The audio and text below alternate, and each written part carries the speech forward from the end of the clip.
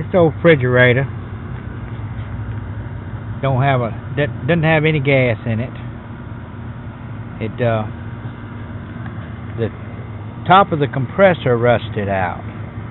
That pan had got a hole in it, rusted that compressor out. So what I did was clean it up best I could. Yeah, baby. Trying to keep it out of the trash pile. Keep it out of the landfill, pawpaw. So, okay, you know it don't have no gas in it at all. I put some two-part epoxy, some strong stuff. JB Weld, as a matter of fact. And I don't know what all I put on it. But it's been drying for the last 3 days. And now I'm going to take y'all through the next steps of what it takes to charge it. It only holds 2 ounces of gas. Just a tiny amount in a small can of gas you can buy at Dollar General store. Okay. But before we can add any in, it's not a matter of just adding it in. You've got to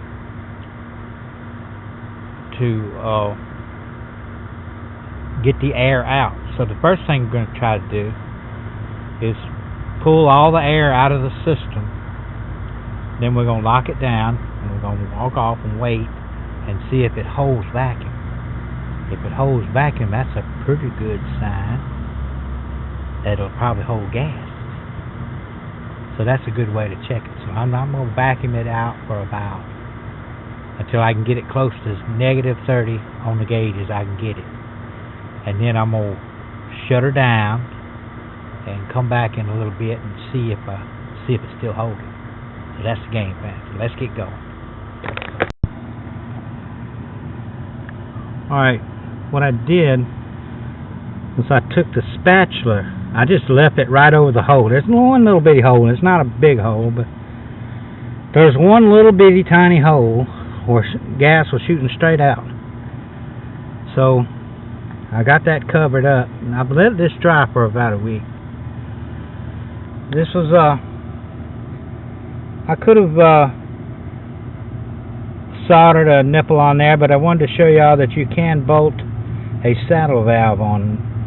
As long as you put it on the ear, you sand that down real good, which I did with sandpaper. See there? And you bolt that down real tight, and then what you do, here's our gas, here's our let's see, blue hose right here. Where's your blue hose? These gauges has got 3 hoses. They all different colors. They mean something, them colors do. Yellow is for charging, red is for vacuum on this particular application we're fixing to make, and blue is for charging. So this is how we're going to access the system. We're going to go ahead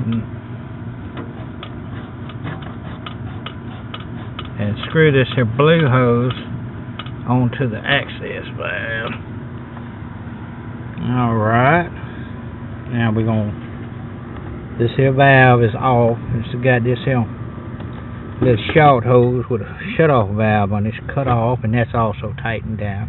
Now we got to, the first step, like I said, we've got to vacuum it out. Well, where's your vacuum pump, Pawpaw? Well, what if you didn't have no stinking vacuum pump? What are you going to do then? Well, years ago they used to purge the system, but that's no longer allowed. You have to vacuum the system out now to make sure. Hold on a minute.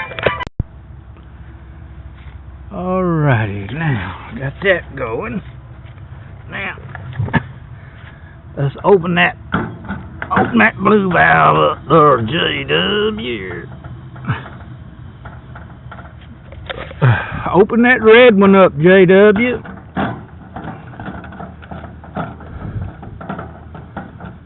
Alright.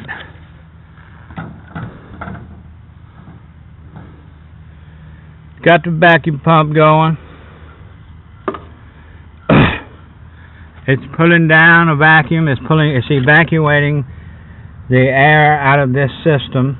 There was a hole in top of here that I patched using some JB Weld. I just a tiny hole, but what I did, I just left the whole spatula and everything on there and bolted the top back down on it.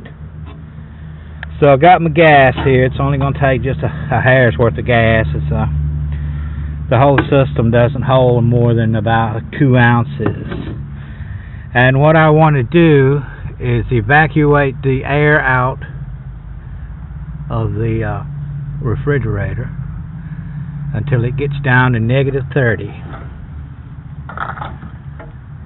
When it gets down to, pull it into about -30, so far it's at -20. When it gets down to -30, then I'm going to shut off valves, cut off the vacuum pump, and then we're going to see if it stays holding on vacuum. That's the key. If it stays holding, then that means the hole's probably patched. So that's what we're doing here.